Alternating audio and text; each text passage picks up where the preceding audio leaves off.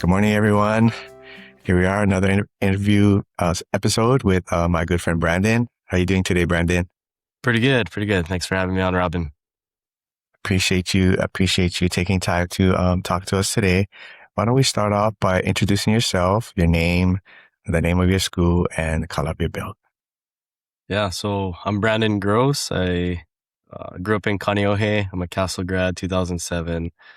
I'm the owner of DVG Jiu Jitsu Academy, located in Aiea, technically Halava Valley, right past like Kaneohe water. But I started training Jiu Jitsu in 2007, and we opened up our school in 2022. Oh, very cool. Very cool. 22. Okay, so you're about 4 years into your journey there then. So 2007, and then I got my black belt in 2021. So that was 14 years. And then the following year is when we opened up. So 4 years into the academy owner journey. Yeah. In the DVG, DVG. Yeah. Sorry, I meant to clarify their DVG journey. Okay. I think the first time I actually met you in person, there was like a Marcelo thing over at Mike's place. Yeah, I think I met you there. Yeah, that's right. Cabal That was Quarry. the first time. Yeah. Yeah. His I guess his original site. I haven't had the good fortune to visit him at his new site yet, but part of this thing that I'm doing here, I want to meet people and then hopefully one day come out to their school, train over there, meet them, and then try to recruit more people for the podcast. Yeah. All right. So why don't we start off like in the early days, or like when you were growing up, like if you played any sports, athletics, what was your childhood like? Okay. I was primarily a baseball player. I started playing baseball at age 6.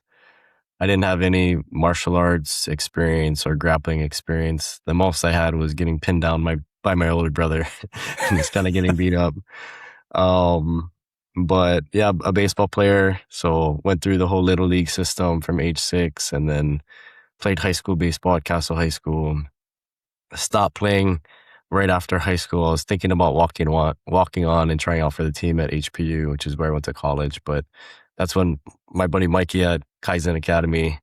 Mikey at the time was, I think, a white belt still, or maybe he was because this is in high school, so I think he was maybe like a yellow belt back then. He said, "Hey, if you're gonna come train, or if you're interested in training, you should come train with me." Because he had seen me doing some backyard grappling stuff with just some friends. But prior to that, I had no martial arts or grappling experience, no wrestling experience. I was a baseball player. Okay, very cool. So yeah, I guess like even in my youth, baseball was probably the biggest sport. Soccer was kind of making its way in, but it was mostly baseball. I'm from Pro City, so Pro City was a big baseball town too. Yeah, you guys always used to beat us up. Trust me, it wasn't me. I was not very good at baseball. I played it, but I think I stopped around middle school.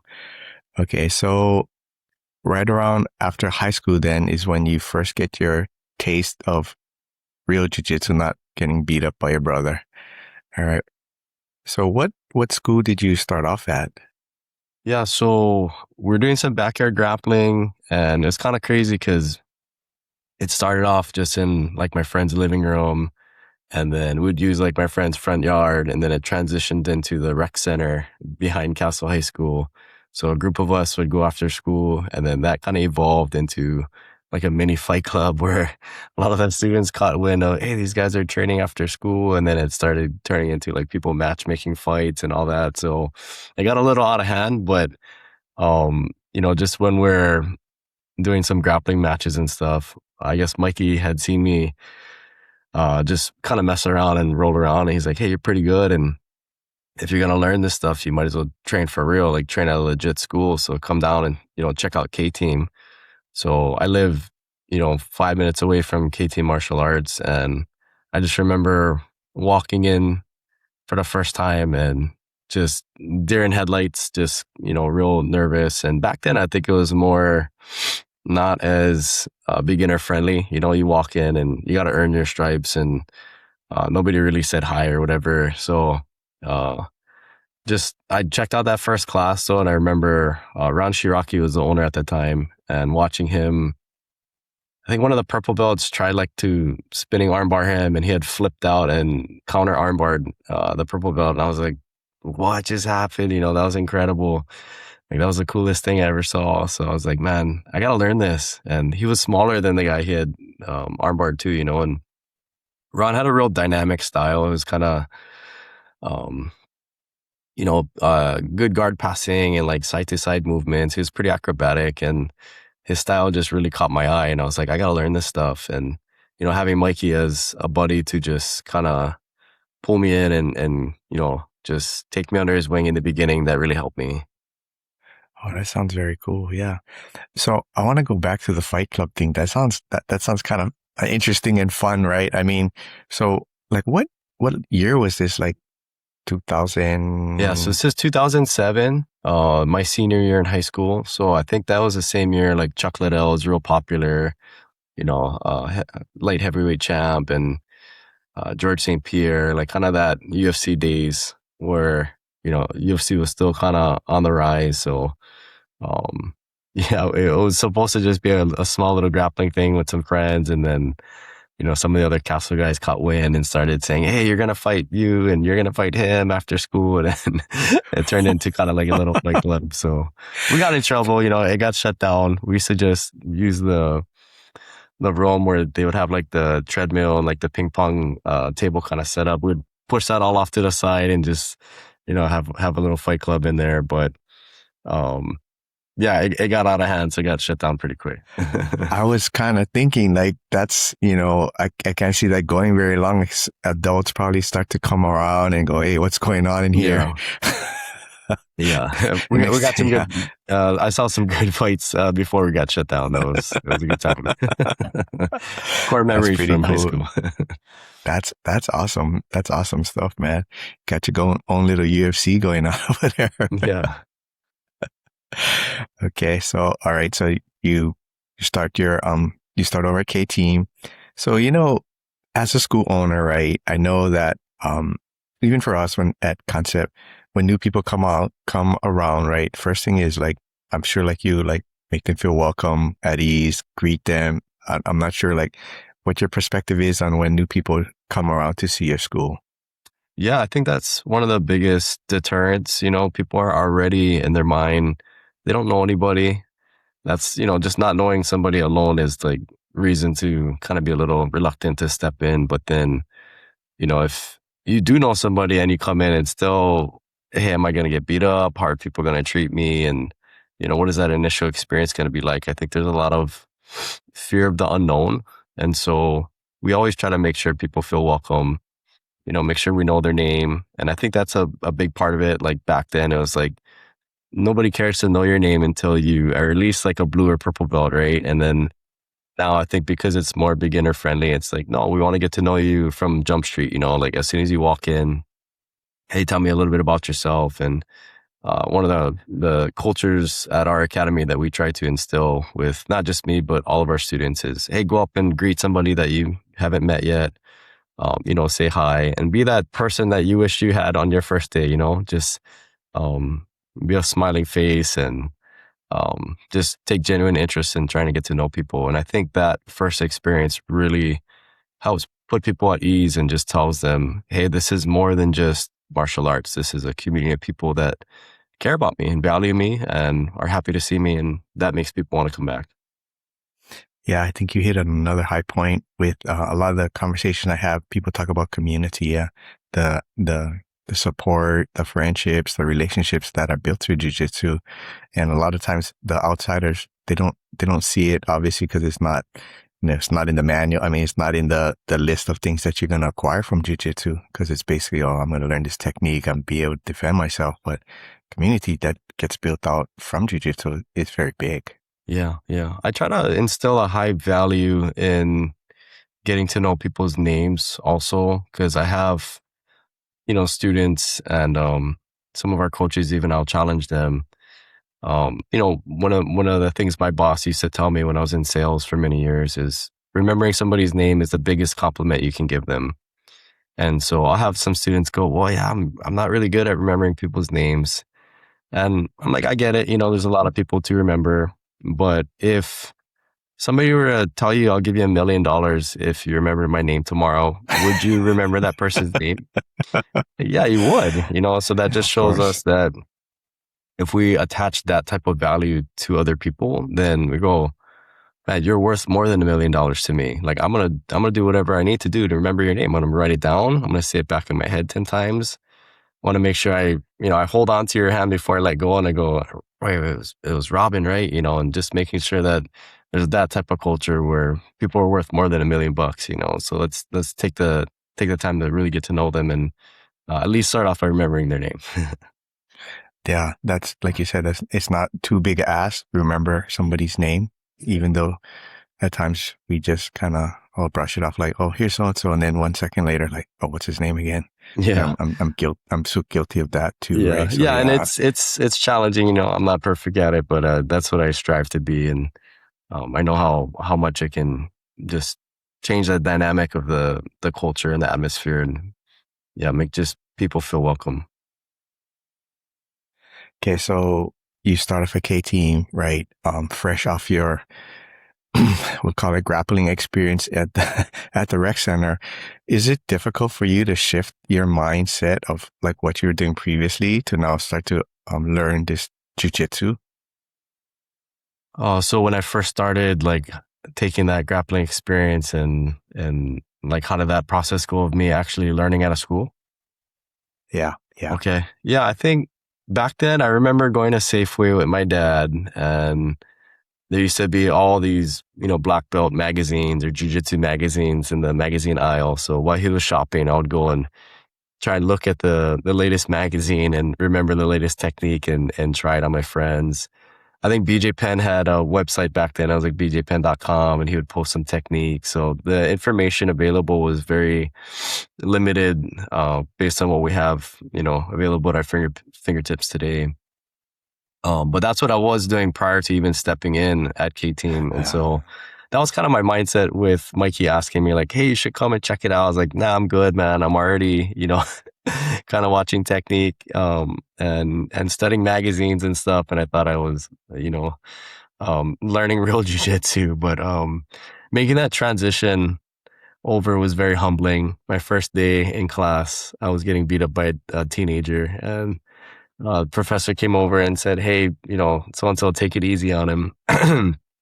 And I knew he was an underclassman, and that was very humbling for me. But the process of just going through that, I was like, man, I don't know, something in me just told me I needed to learn this. And it was, like I said, very humbling, but also very technical. And I think I just needed to apply myself to something like that. A lot of people don't think baseball is technical, but baseball is a pretty technical sport. How you hold the bat and how you swing, the mechanics and all that. So I didn't have that anymore. So I think I was just looking for something to apply my energy and that technical mind to a new sport. And yeah, I was just very humbled in the beginning and learned pretty quickly, hey, you're not going to get away with brute force, and at K Team, there's just tons of big guys. So I was always just fighting to survive. And yeah, I learned pretty quickly, like I need to learn technique if I'm going to do well at this. Okay. Okay. So you start off, of course, humbled by people that are more tenured or skilled at it. At what point do you kind of feel like, all right, I'm starting to kind of understand jujitsu, and I can kind of maybe not beat other people up, but kind of starting to hold my own against others? um, it's a great question. I don't know if that moment like ever really clicked. I don't know. I just kind of, I still feel like I'm learning, and but I would say 4 months into my journey was when I did my first competition. Again, Mikey was like, "Ah, you've been training, like there's a tournament coming up, just try." I was like, okay. And more naive than anything, I went out and I did my first match. I lost, and I was pretty bummed, but I was like, I'm new.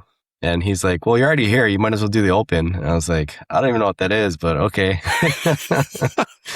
So, I found out real quick what that meant. My first match I actually won. against a guy who was slightly bigger than me. My second match was against a teammate, and I had happened to win that match too. And I think it was either the finals or semifinals. I fought a guy who was like 6'4", probably 225. And I remember just looking up at him like, what am I doing? Like, why am I fighting this guy? Went in for a takedown. He sprawled on me. I'd popped my ribs, and I ended up tapping from the bottom just because I couldn't handle the pressure of him being on me after my rib pop. So, yeah, I learned real quickly what the open tournament went, but I don't know. I think I just had uh, high curiosity and just like, man, what? Yeah, it just was, the sport was calling to me, and it just resonated with something that I was searching for at that time in my life, which was novelty, and I think jiu-jitsu provides such a great balance. Tony Robbins talks about, like, as humans, we need both novelty, like things that are fresh and exciting, but also stability or structure, things that are consistent. And jiu-jitsu provides both of those things. So, like, we get the consistency through, putting on a gi and showing up and knowing the mats are going to be there, knowing there's going to be good people. But the novelty is like always learning a new technique, or, having a different role, or, a different battle or challenge to overcome. So I think it scratches that itch for a lot of people, and it definitely did for me. I see. So in the early days, right, obviously you're still trying to grasp a lot of stuff, but what do you think were some of the bigger challenges or hurdles you felt you needed to overcome in the early stages of your jiu-jitsu journey?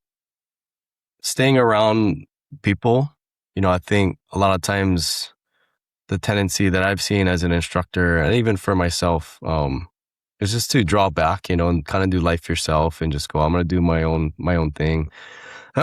But coming back to that story, after I popped my ribs, I remember showing up to class. I still wanted to be around people, and I remember sitting on the side and watching technique, and I knew that meant something to my professor, that even though I was injured, he knew I was injured, that I still showed up anyways. And I hear that a lot from students, like, oh, I hurt my leg or I hurt my back or whatever. And granted, there's legitimate injuries, so I never discredit them, but encourage them to still show up to class, because that's something that can speak volumes and show your instructor how committed you are, but also to train your mind, not just your body. Like, how I feel like I learned so much in that, I don't know, 6 to 8 weeks of just resting, where I was like, man, I don't have to do it, but like, let me just kind of nerd out on the side and watch. And just felt like I had started to allow my mind just to enter into the jiu-jitsu world. And, I think at times when we can't train our physical bodies, just continue to train the mental.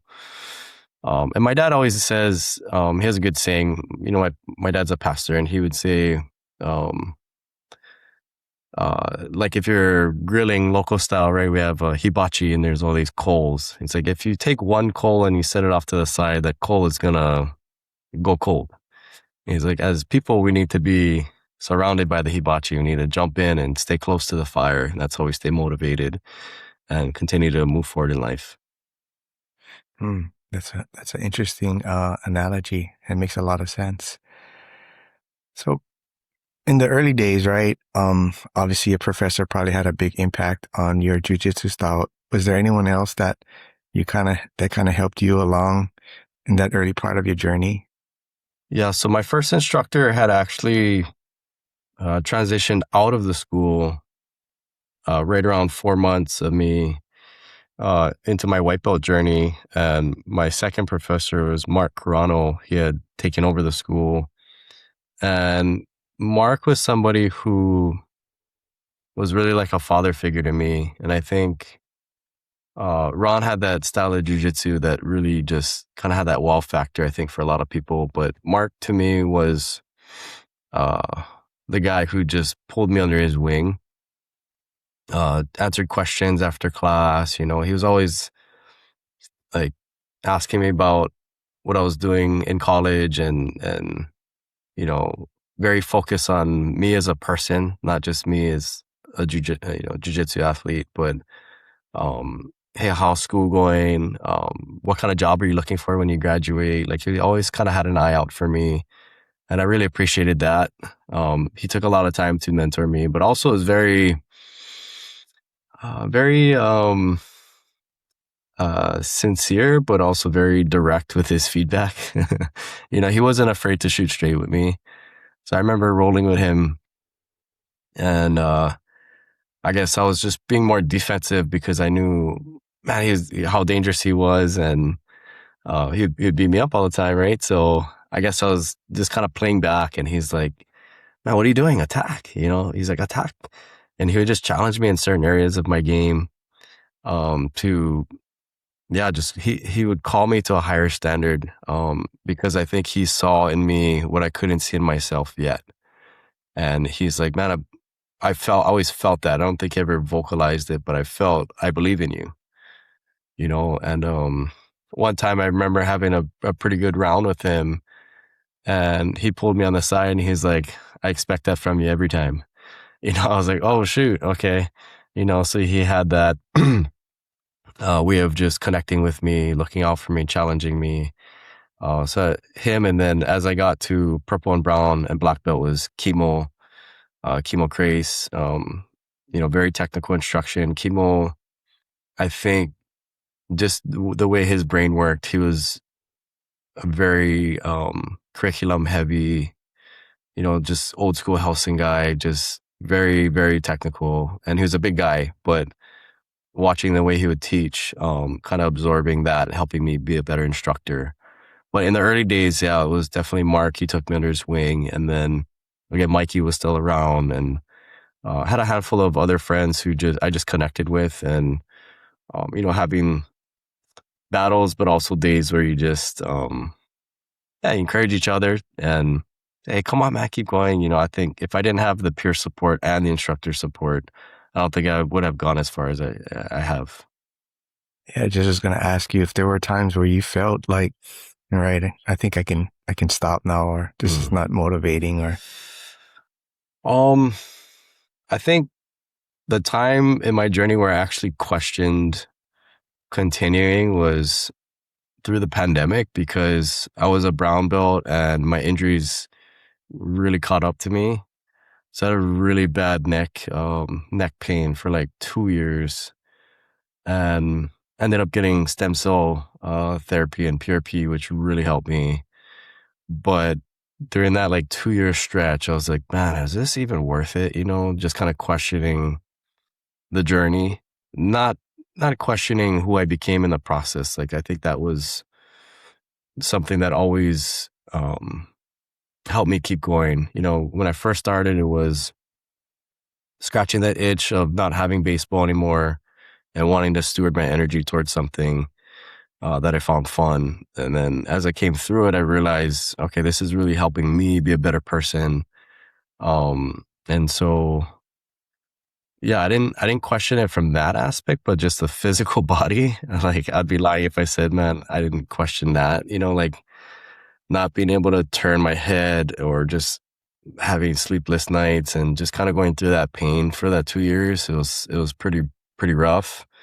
Um, and then I remember again having a phone call with Mark during the pandemic too, and he gave me some advice, and he had worked through a neck injury before, and um, again after going through treatment, it got a lot better. So I'm still going, but I think now that I'm older, and have a lot more mileage on the body, just try to be smarter with how I train. But definitely, yeah, I did question my journey at brown belt. Ironically, I think probably happens a lot sooner for people, but for me, it was like at brown belt.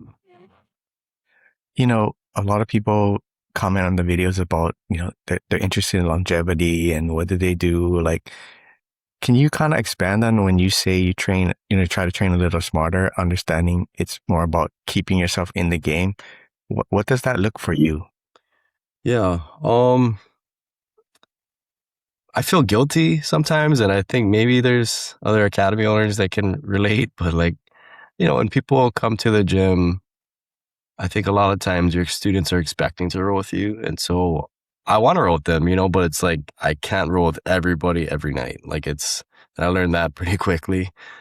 So picking and choosing, and kind of just keeping a mental checklist of, okay, I haven't rolled with so and so in a while, just making sure I kind of steward my rounds more strategically than I have in the past. Um, but also not being afraid to tell people, hey, like my knee's sore right now, like watch out for my knee. Or hey, I'm gonna play bottom tonight because my back, is I'm not gonna play guard. I'm just gonna pull bottom side mount or whatever. Just kind of being upfront with people, not feeling shame to do that. Um, or sometimes, it's like, hey, I know how this student rolls, or I kind of have a good idea of how this roll is gonna go. I better make sure I'm on top, or I better make sure I'm controlling a certain position or whatnot. So just trying to be smart with the rounds. Also taking care of my body. I've just been much more diligent about plunging after class. I have an ice bath that I try to hit at least 3 times a week. So that's helped a bit. But I think for Sahabi, I heard a quote from him, George St. Pierre's trainer from a long time, but he's like, if you can't train the next day, you're rolling too hard. And I was like, oh, wow. That kind of opened my eyes to that. And I was like, okay, maybe I am rolling too hard, and um, his example was like, okay, if you're going to do, 200 push-ups, but then you can't do push-ups for a week because you're so sore. He's like, you could have just did 50 a day for, 7 days, and that would have been 350 push-ups. You would have got more done because you didn't go as hard, so it's like kind of adapting that mentality of just training at a little bit lower intensity so that way I could do it every day. That's, I guess, something that has helped me too. And yeah, some days are hard sparring and some days are just more drilling and just catering the training to what your body can give, or what you feel like is going to be best for you. And it depends on your goals too, right? Like if there's a competition coming up or not. But just trying to be more strategic. And I remember talking to a friend who had won, pans and worlds at pretty much every belt level. And she was like, I only go hard twice a week. And I was like, oh, wow, shoot. I thought, the top of the top are going on hard battles every day, and I'm sure there are people like that. But for her, it was like, no, I just, I go hard twice a week. And then outside of that, I'm drilling a lot. I'm doing strength and conditioning on the side, and she had just a different approach to it. And I was like, oh, okay, the pathway or the approach can be different, for different people. And there's not only one way to skin a cat or one formula for success. Mm-hmm. Very nice, very nice. So I'm interested when you mentioned, you had to deal with a neck injury. So I'm assuming, I mean, you didn't go through surgery. It sounds like you did alternative path. I've never met anybody that's done stem cells. So I'm kind of curious about what was that like, or, what happens with that? Yeah. So initially kind of going through that process of learning what it was, I'd watched different UFC fighters, like I think TJ Dillashaw, other fighters just say they had good success with it. So I was interested. I know Joe Rogan's like a big advocate of it. And so I was like, okay, let me look into this. And then my dad actually started going to a clinic here for stem cells and PRP on his knees. And he had said he got good results. And he's like, hey, you should at least, check it out. So I had a consult, and the guy's like, I don't do too many neck injuries, but it's, if you can afford it, it's worth trying. So alternative therapy is out of pocket. So I think I was going to say pay, but it was really an investment. I invested, I think, close to $5,000, and it was well worth it. And I was also in so much pain. I was like, take all my money. I just want to get out of the pain, So, it was a 12-month process. It was stem cells, PRP, and ozone gas, which the ozone gas is supposed to help, I guess,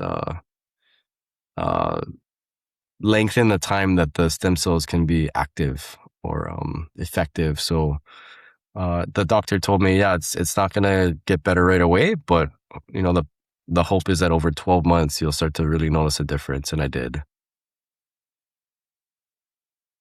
Miracles of modern medicine, man. Yeah. Yeah. I mean, 20 years ago, you didn't have that, right? I mean, or maybe you could go to some third world country where it hasn't been closely studied. I mean, options would be like maybe surgery or just painkillers. Yeah. Yeah. Yeah. Oh, boy, I'm glad to hear that it helped you. Yeah. Thank you. All right. So, you get your black belt, right, through K-Team. Um, Tell me about what that day was like. I'm always curious to hear people's experiences when they receive their black belt. It was a crowded room. Um, yeah, family. Some of my family was there. This was, still kind of on the tail end of the pandemic. So I know people were still reluctant to come out.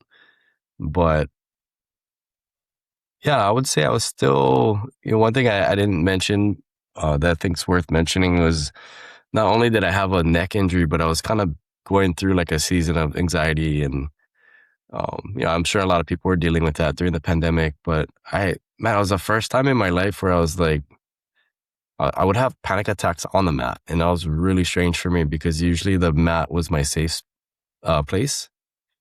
And so I remember when I first started coming back, right before getting my, maybe it was 6 months or so before I got my black belt, post pandemic, right? And just kind of like having to force myself to be there because I would go to class and I was like, I don't feel right. I gotta go home, and that was just a really weird season. And I want to say that lasted like 3 months or so where I was like, I had to like just be intentional about, no, I'm going to go to class.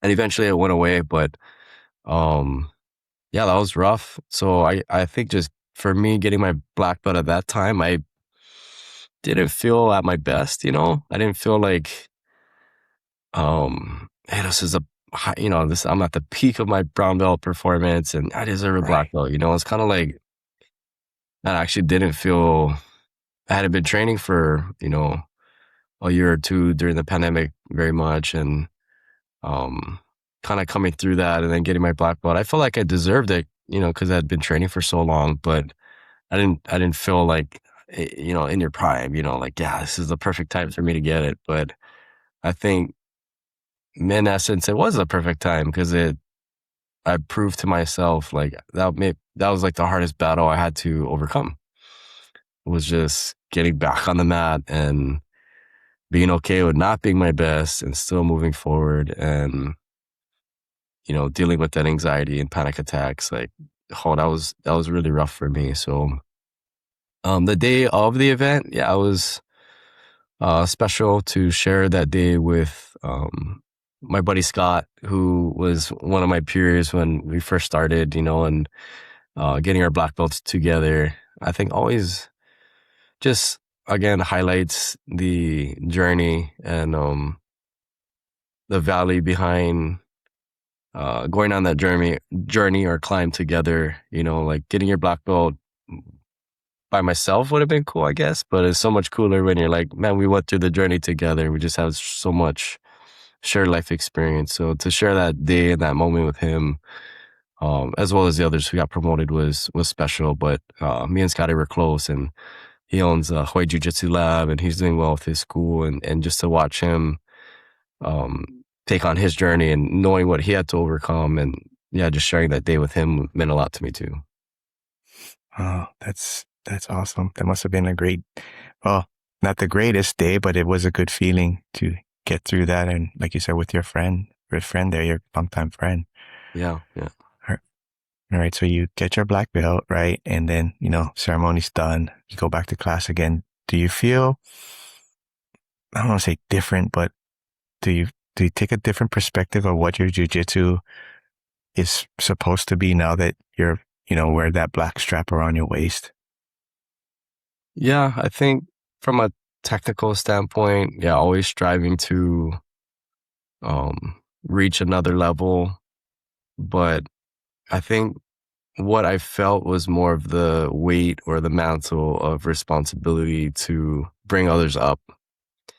And so I don't know, for me at brown, purple brown, like you're still in um, the journey, for yourself at times. And it's okay to do that, but like for me, it was just, you want to beat other people up or win rounds. And, I still want that at black belt too, but I think just the added like responsibility or perspective of, hey, let me show you, let me help you, let me guide you, let me let you work, let me, again, just be that person like Mark and Kimo and Ron were to me, were to like to kind of pour into me, so I think that's the main shift I felt, was just the responsibility to help people who are on the come up. Mm-hmm. So I know, as you mentioned, your friend opened up a jiu-jitsu lab, and I think Mike has Kaizen, and you have DVG. So I guess that K team, that was a good breeding grounds for future school owners. That's pretty awesome that you guys all were able to create your guys' own schools. Yeah, we're excited to, keep moving forward as friends and peers and academy owners now. So there's a lot of things that, happen behind the scenes and challenges you face, on the mat as just a jiu-jitsu practitioner, but then shared life experience as an academy owner too. So I would say going through that process with them has only deepened my level of respect and appreciation and understanding for them, and vice versa. So it's been a lot of fun. I think that's just um, the thing that comes to mind first is, man, I just really enjoyed this journey. And yeah, I'm just honored to be able to share it with friends like that. So, I mean, for those that don't know, do you want to talk about what DVG stands for? DVG stands for David versus Goliath. And being a smaller guy growing up, always the smallest guy in the baseball field and in class and on the mat, as I'm sure you can relate to, right? Um, just has made me feel like an underdog. And I like that. I like that. I've grown to like that. I didn't like it when I was younger, but I've grown to like that position of being the underdog, where people count you out and you're not supposed to win, but facing your fears anyways. And so it's something that I try to instill in our students, is just, and it's in our academy creed that's up on the wall, but it says, we don't run from our giants, we run towards them. And, physically, again, I tend to be smaller against my students and stuff like that, but like, that's just one small aspect of it. Everybody has a different giant that they're facing in life. Again, mine coming through the pandemic was the anxiety and the panic attacks. Some people are battling, relationship issues or other health issues. And we all have our Goliaths that we need to overcome. And it's about running towards them and just facing them and not trying to ignore the problem, but addressing the problem head on. So that's really what we try to instill. And it's rooted in 1 Samuel 17:37, which, talks about King David's life. And when he's preparing to fight Goliath, King Saul tells him, go, and the Lord will be with you, And part of that verse and that story, which I find very fascinating, is David says, the Lord has delivered me from the hand of the lion and the bear, therefore he'll deliver me from the hand of this Philistine. And so it was like he was faithful in the outcome because he had previous experience to draw upon. And that's something that I try to get our students to see, especially the kids, is that your confidence comes from evidence. You can stand in front of the mirror and say, I'm confident and I'm confident, and do affirmations. I think those are helpful and positive, but I think it's the experiences that help shape our identity to where you can actually have proof or evidence to look back on and say, I did that. I am courageous. I went out there and I did a tournament, or, I am confident. I, move forward in something I really didn't want to do, but I did it anyways. It's just having that evidence. So that's kind of the essence of our brand, is just helping people have experiences that become that evidence that then give us confidence to then have more experiences. And it's just kind of a loop, right? And um, again, my heart, I love working with the adults, but kids are something that really on my heart as an academy owner, because I was a baseball player. I had a great family. But the thing that was missing in my life was the martial arts. And I think because I was a good kid growing up, I got taken advantage of a lot and just pushed around in school and, just kind of taken advantage of. I remember being in intermediate school and I used to sell bracelets, um, like those beaded bracelets. I don't know if I think those were popular back then, but I had classmates and peers like, oh yeah, thanks. They would just take a bracelet and walk away, and they knew they were stealing from me. Kids push me out of my chair. Kids come up to me at PE class and just wipe their muddy hands all over my white shirt. Just small stuff, not nothing like super outrageous. Getting bullied, but it was definitely a form of bullying. And I didn't feel good about myself because I wasn't the type of person who could stand up for myself, And I think, coming through that season from like fourth grade through high school, just kind of experiencing those, bully types of moments, really made me not like who I was. And so, coming back full circle, what jiu-jitsu has helped me with is give me that confidence to be comfortable in my own skin, but then to help the quote unquote little Brandon, right? Help the people, and be that person that I never had back then, So just helping kids to stand up for themselves, stand up for their friends, be confident. And I love what the Gracie brothers say. They're like, you're not going to be confident physically or verbally if you're not confident physically. And I was like, I never stood up for myself verbally because I was like, I didn't have that martial arts experience. I didn't have hey, I'm pretty confident what's going to happen if, things got physical. So giving the kids those experiences, but, really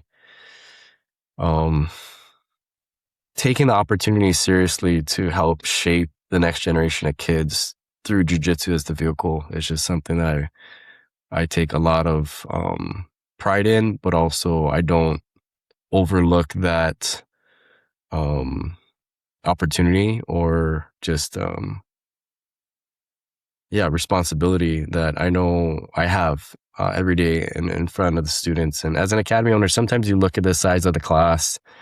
People are always going to come in and out. You have some big classes, some smaller classes, but just, man, am I going to show up and be faithful to pour into those that are right in front of me, that I believe God has placed in front of me today, and I'm going to give them all I got, and having that perspective of they might not stay on the mat forever, but my hope is that the life lessons they learn will stay with them forever. Yeah, we had conversation prior to about, I think we both have that same perspective with kids, right? And I like the view that you're talking about shaping the next generation. I talk about that a lot, and it is important to have good role models, people in place that give them guidance, right? I liked a lot of the things that you put on the social media a little while back about, like positive reinforcement, right? Jiu-jitsu is, I think maybe for some it's just a phase, right? But if you can influence them in a positive light, it'll stick with them. Some kids don't have good family life, and jiu-jitsu is their outlet. So if you don't provide them a good place to feel safe and learn and feel comfortable, then they have nothing, right? Yeah. We have students from all different walks of life, but one boy comes to mind as you're sharing that, and I won't say his name, but teachers have given up on him, and he's had some behavioral issues in class that I've addressed on multiple occasions. And one day, I think I was recording something in class, and he had ran right in front of me back and forth a few times. And I said, hey, so-and-so, coach is trying to do something right now. Please don't do that. And he proceeded to do it 2 or 3 more times. And so I kicked him out of class. And, I raised my voice at him, and I had to calm down for a second because I was getting really frustrated with him. But I met him in the hallway and I said, "Hey, do you know why coach sent you out here?" And he's like, "Because I didn't listen." I said, "Yes." And I said, "Hey, I'm ready to have a good class today. Are you ready to have a good class today?" And he kind of shook his head no. And I was like, "Okay, well, in my mind, I was like, let's take a step back." And I said to him, "So and so, do you believe that coach wants you here?" I smiled at him and he shook his head no. I said, "I do. I really want you here. You're on my team and I'm excited that you're here. But we have rules at this academy and we need to follow those rules so that way everybody benefits." And so I said, "I want to give you an opportunity right now to shake my hand and tell me you're ready to have a good class today." So I stuck out my hand and he wouldn't shake it. And I said, "So and so, I'm going to give you another chance. Let's go have a good class today. Coach wants you here." And stuck out my hand, he wouldn't shake it. And I said, "You may not believe me and that's okay. But again, I really want you here. Do you believe me?" He shook his head no. And so I knew from that moment, also other experiences and talking to his parents, that he's the type of kid that his teachers kind of have given up on him. He's tried other, extracurricular activities and so forth. And um, I just, to end that story that day, I said, "Okay, we're going to call your mom."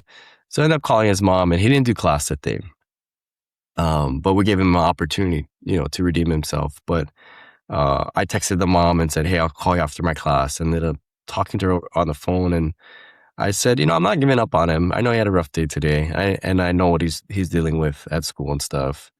But I want to keep working with him. Let's continue to see where this goes. I think this is going to be really good for him." And so he's been with me for 3 years now. And Wow. he's not, one of those kids you would say he's a killer.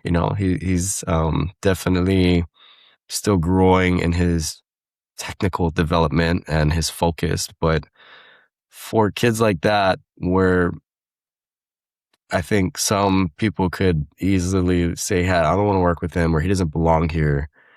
And again, there are certain circumstances where that would be true. And I would say, "Hey, you can't be here anymore." But giving kids opportunities to redeem themselves and also helping them try to see what we see in them and not giving up on people, and I think that that's a big opportunity for instructors out there who might be listening to just, we all want champions, we all want kids that are a reflection of us and are killers on the mat, just good technique and champions. But, the kids who, again, every academy is different, but the kids who need jiu-jitsu the most sometimes are the most challenging to work with. And can we embrace that challenge and still want to have the heart to pour into the ones who may not ever be champions, And my boss, again, when I was in sales and sales management, he used to say, "Are they not sharp enough to work for us, or are we not sharp enough to train them?" And I was like, "Oh, that was a different perspective." And I was like, "Okay, well, what do I need to do, or how do I need to get better as an instructor to work with them?" And a lot of times it's not the technique, it's like a black belt knows way more than enough information to help the white belt, 8-year-old kid. But it's like, okay, what does this kid need? This kid needs to know that I believe in him. This kid needs to know that I'm happy to see him. This kid needs to be challenged. I'm not going to sugarcoat my feedback. I'm going to try and, be honest with him, but deliver that feedback in love. But, to, yeah, really just care. I think that's what it is. I think a lot of us can make a big difference in other people's lives, or be the next level coach or the next level instructor just by the amount at which we care. It's not. I believe most coaches do care. How much do we care? And when we start to care a little more about their development, how they're doing, people feel that, and I believe that's what can really make a positive impact. Yeah, I bring this topic up a lot about, there's being a black belt in jiu-jitsu, but there's also being a black belt in life, right? Being good at things that, it's a skill, like being patient with the student, right? It would have been easy to just say, okay, I can call your mom, come pick him up, send him home and be done, right? And then now that kid falls into the trap of like, adults just don't, I can't, adults are not here to support me. And his life would be much different than I believe it is now because of that moment you spent with him, right? And even though to some it might seem like, well, that was just a 5 minute conversation, it made a huge difference in that child's life. Mm. And that's worth more than 100 gold medals and 100 gym championships. Who cares about that, right? At the end of the day, we're not defined by how many gold medals we won, or that's really not our identity, right? I mean, helping kids to be better adults should always be the goal for anyone that's teaching a kids program. Yeah. Yeah, I agree. So your children, also do jiu-jitsu, right? Yeah, my son Toby's 5. He was here on the couch a little while ago, and then my daughter Ellie is 8. They've been training since they're little, pretty much, always being around the mat. When we first opened DVG, Toby was still in diapers.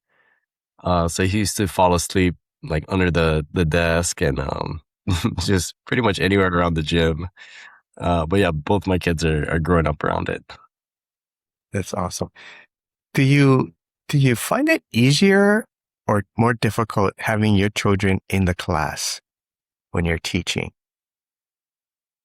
I did have that conversation with my daughter before, like, hey, and it was a conversation coming up to her tournament. I said, do you want to do this? And she said, yeah. I said, are you sure? She's like, I do. I said, Dad's not forcing you to compete. And she said, no, I want to do it. I said, okay. In my mind, I was like, that's the first box that I needed to check. Does she want to do it? The second box was, do you want to win? And I was like, maybe she just wants to go out there and have fun, and for me as a competitor, that was hard. I was like, I don't compete for second place, like you got to win, but like, that's me. I was like, maybe she's just going out there because she wants to challenge herself and she wants to have fun. Mm-hmm. So I said, what are your goals? Do you want to win or do you want to just go out and have fun? She's like, I want to win. I said, okay. So you want to do this, you want to compete, you want to win. I said, the third question for me that I needed to answer was, do you want Dad to coach you? Because I was like, sometimes that dynamic and the pressure or whatever, I said, we can get one of the other coaches to coach you. And she said, no, I want you to coach me. I was like, are you sure?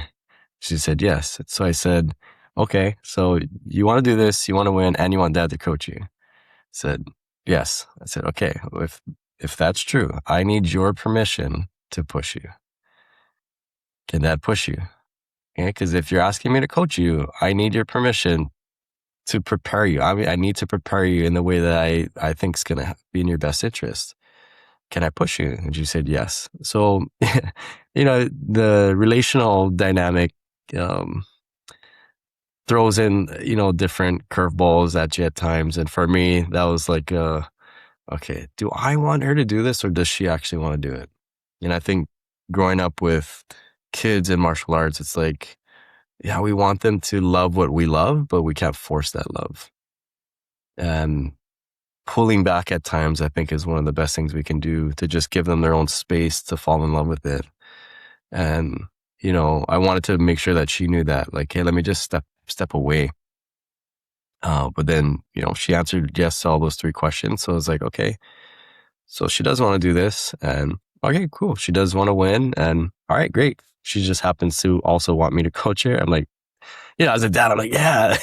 Yeah. That's pretty cool. But if she said no to any of those 3 questions that, like, okay, well, she doesn't want to do this, let's keep it playful. But a lot of times with my kids, I again, coming back to the fear and what losing means, it's helping them reshape that meaning. Because I think a lot of times kids feel like, they let us down or they're not enough, and redefining what victory looks like, but also what failure means. And it's like failure doesn't mean you're not enough. Failure doesn't mean I'm not going to love you. Failure just means you lost that match, and we got to keep improving, but I still love you. I'm going to be here with you on this journey. I'm not going anywhere. And let's have fun together. Let's go through this journey together. And I think my goal for my kids is not like my son is more competitive. Uh, he wants to do all the competition. So he's doing Fight to Win this weekend. And my Oh, daughter's been a nice. little bit more reluctant or more selective on the tournament she wants to do. And that's fine. I'm not, expecting that you do all the tournaments, or I'm not giving her a quota. You have to do X amount of tournaments or whatever, just kind of letting her figure it out, but being there to support her, and making sure she knows she has the opportunity at home, rolling out the mats or extra time at the academy or whatever, if she wants the extra help. But,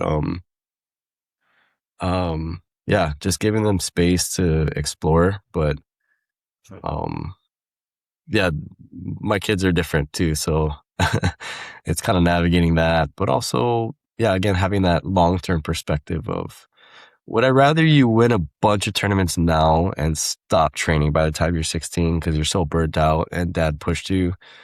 Or would I rather you just, be a black belt one day? We just keep going on this journey together, and I'd much rather have the latter. So anytime I find myself pushing a little too hard or getting a little too frustrated, which still happens, reframing that, and it's like, I think sometimes we need to be reminded more than we need to be taught. And it's like, I need to remind myself why I'm doing this, what this is really about. And for me, what victory looks like, what success looks like in this journey. And that's just to go on it together. I got a lot of respect for you, the way you approached that situation with your daughter and let her come back to you. I mean, a lot of scenarios like, okay, we're doing this tournament. Let's go. I'm going to push you as hard as I can. Right. There's no like, uh, conversation about what do you want to do? Mm, And, and then that's where the love for the sport starts to dissipate. And sometimes even the relationship starts to turn because, oh, my dad forced me to do this. And I don't really want to do it, but he's making me do it. So yeah. then the love is gone, right? So that long-term goal, like you mentioned, of riding it out through their whole life, getting black belt and beyond, it never happens. Yeah. So my hat's off to you on taking that approach with your Mm, children. Yeah. It's not the easiest path because like you said, there's something you want them to do, but they need to want to do it more than probably than you want them to do it, right? yeah. Yeah. Cause I could go the other way too and say, hey, you don't need to do this. It's my thing. It's not your thing. You don't need the pressure, just kind of fully go the opposite direction of, not wanting you to train at all. But for me, it's kind of finding that middle ground. Um, because I believe, if I believe jujitsu has, all these benefits and the ability to help shape character and, help us become better people, then why wouldn't I want to share that? So it's like I feel like there are, certain situations where maybe parents go the other way and like, nah, they don't need to train, they don't need to do any of it. Um, Personally, I don't feel like that's the right move either. And, granted, it'll depend on the kid and circumstances and whatnot, but at least from the self-defense aspect and the aspect of doing, maybe it's not jujitsu, but it's just something that, is challenging. Like kids need that. And that was something I was trying to explain to my daughter. I was like, do you not want to do jujitsu at times because it's hard? And she's like, yeah. And I was like, okay, well, music is hard. I was like, gymnastics is hard. I was like, you can't run away from the hard. Whatever you're going to pursue, there's going to be the same feeling of, man, you're going to hit a wall and this is going to feel hard.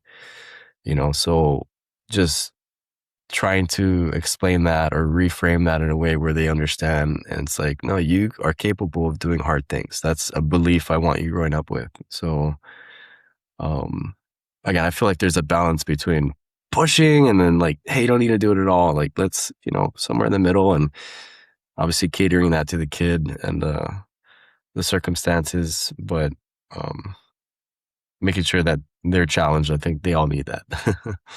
Yeah. For sure. For sure. Yeah. All right. So final question for you. What do you want to see with your jiu-jitsu, your gym in the next 10 years? So we have uh, a poster up on the wall at the academy, and it's 1,000 impact stories. And so I guess I'm a little different, and I've actually thought about that question maybe about a year ago, and came up with hey, I want X amount of champions, or I want X amount of colored belts, or whatever. I was like, I just want, over the next 10 years, I want 1,000 impact stories, 1,000 testimonials of people from the community sharing that their kids' lives or their lives were improved through jiu-jitsu and through DVG. And to me, that's something that's worth showing up for. It's the reminder for myself when hard days come as the academy owner to just say, is that worth it? And my sales journey, I would say heavily influenced like my coaching philosophy too. But one of my sales managers used to say, you have to believe that the business is out there. And number 2 is you have to believe that you can get it. And number 3 is you have to believe that it'll be worth it. Right. So it's like, I have to believe that there are students out there that need this and that can benefit from this. And I have to go out and try and get these students, or attract these students. And the second thing is, I have to believe that we can get them in here and we can help them. And the third thing is I have to believe that it'll be worth it, and right now I'm excited because, we're already on that path, and broken down over 10 years, it'll be 100 impact stories per year. And so that's something that we have up in the academy. When we walk down the hallway, I have I don't know how many dozens of testimonials, but then there's a huge portion of the wall that's still empty, and we just have black frames that are empty. And I purposely put up these ugly, empty black frames because it's the reminder for me when I walk down the hallway, like, who's that next impact story going to be? And I'm going to fill this wall as we continue to move forward. So that's what I'm excited about. That's awesome, man. That speaks volumes of you, Brandon, as a person and what you're trying to accomplish.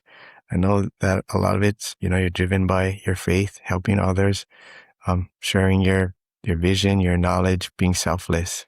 So my hat's off to you, Brandon. Thank you. Thanks, Robin.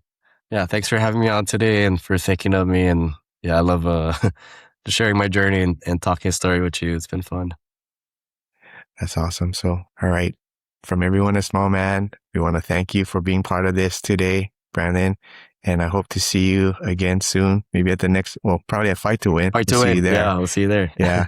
But I'll reach out to you maybe one day. I'll come drop into one of your classes. Yeah, we love that. Please stop by. All right.